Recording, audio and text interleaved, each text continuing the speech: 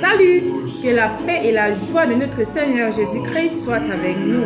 Bienvenue sur 8 minutes pour être édifié dans la parole de Dieu. Je suis la vaillante de Jésus. Comme d'habitude, avant de commencer d'aborder notre thème, on va d'abord louer, danser pour l'Éternel avec les chants. C'est le roi des rois, le Seigneur des seigneurs. Son nom c'est Jésus, Jésus, Jésus, Jésus.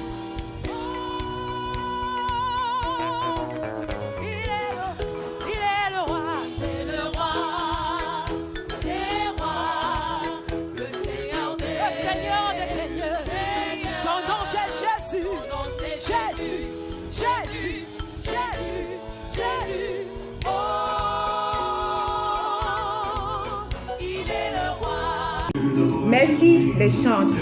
Notre thème c'est l'action de grâce, deuxième partie.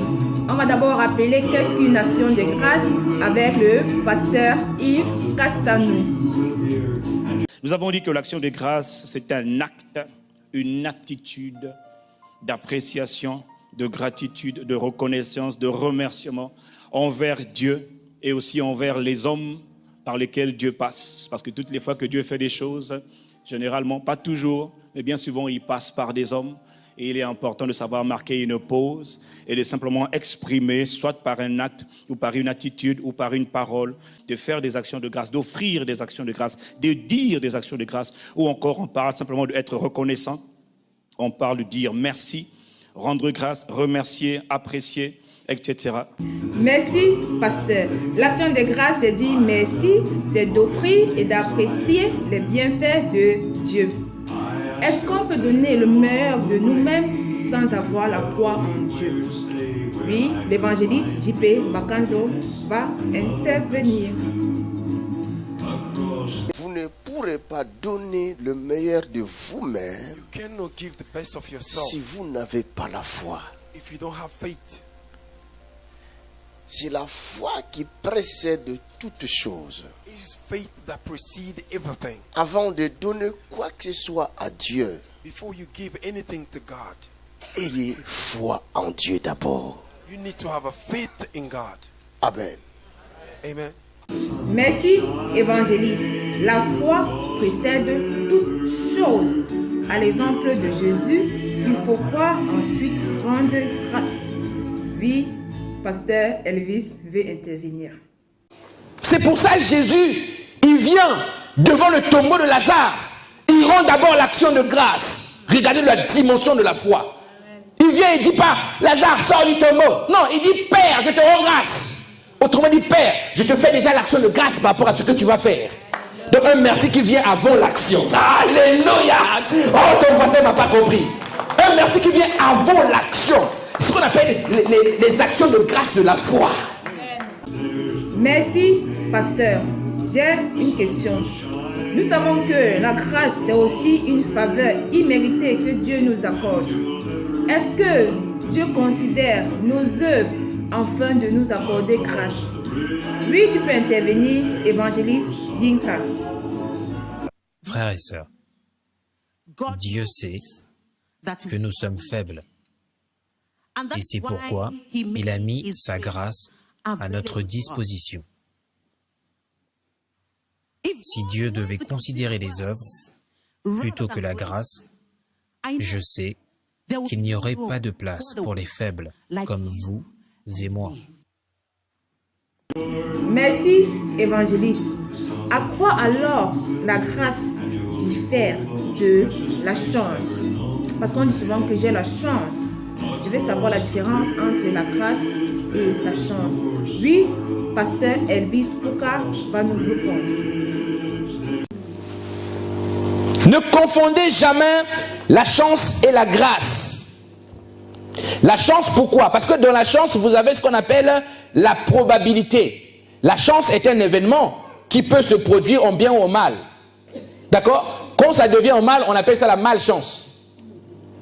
Mais la grâce n'est pas remplaçable, parce que la grâce vient d'un seul homme. La grâce est unique. La grâce vient de Jésus. Mais d'où vient la chance, pasteur? Notre Dieu n'est pas le Dieu de la chance. Vous savez, le prophète Ésaïe parle de la chance. Lisons un peu Ésaïe 65 au verset 11. Vous allez voir celui qu'on appelle le Dieu de la chance. Il y a un autre Dieu qui contrôle ce qu'on appelle la chance. Et ce n'est pas l'Éternel qui contrôle la chance. Il est dit, quant à vous qui abandonnez l'Éternel, qui oubliez ma montagne sainte, qui dressait une table pour le Dieu de la chance, petit d, le Dieu de la chance, et remplissait une coupe pour le Dieu du destin. Voyez? Donc on parle de la chance et on parle du destin. Voyez? Il y a un Dieu qui contrôle ça. Donc celui qui donne la chance là, ce n'est pas notre Dieu. Notre Dieu donne la grâce. C'est vraiment profond. C'est vraiment profond. Désormais, il faudrait plus que je dise ou que nous disions, on a de la chance. Mais plutôt, on a eu grâce de Dieu. Merci, pasteur. Nous savons aussi que la grâce a plusieurs importances. On va laisser la charge au pasteur Yves Castanou de nous énumérer quelques-unes. À vous, pasteur. Nous avons dit que l'action de grâce nous permet de conserver. Quelqu'un me dit conserver. De conserver ce que Dieu nous a donné. Nous avons dit que l'action de grâce permet même de multiplier ce que Dieu donne. Multiplication de ce que Dieu donne. Multiplication. Nous avons dit que l'action de grâce précède souvent l'intervention de Dieu. Merci, pasteur. J'aimerais encore poser une question. Comment faire connaître nos besoins à Dieu? Oui, pasteur Yves Castanou, vous pouvez répondre. Faites connaître vos besoins à Dieu par des prières et des...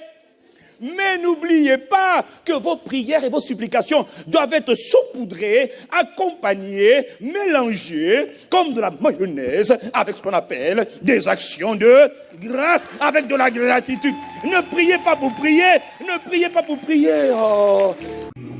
Merci, pasteur. Nous sommes déjà à la fin. N'oubliez pas de partager au maximum pour édifier d'autres. Avant de nous séparer, on va remercier Dieu par ces cantiques. Merci. Il est bon de louer Dieu. Alléluia.